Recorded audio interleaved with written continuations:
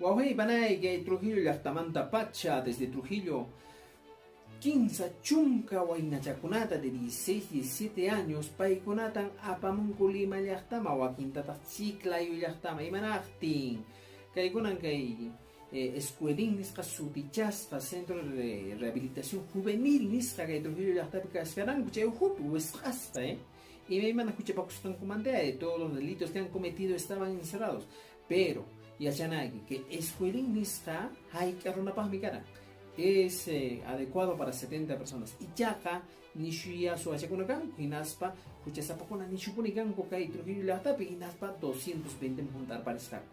Kunan Trujillo llaqtapi imatan ruwashanku han declarado estado de emergencia. Chayraykun kay waynachakunata Lima llaqtama iskay chunka joqniyuqta 21 jovencitos fueron trasladados a Lima y a Chiclayo 9 jovencitos. Kaytan pitaq ruwan kayta kay esos encargados del Ministerio de Justicia y Derechos Humanos del Perú. Paykuna allinta que waynachakuna kay hojmanta runakuna watiyanankupaq kutimunankupaq paykunata haynata aparon.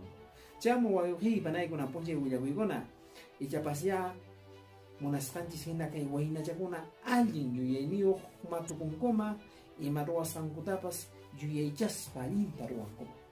Mana chaynaqa hina suwakunallacha mana allin kawsayniyuq kanqa. Chaymi wawqiypanay willakuykuna tupananchiskama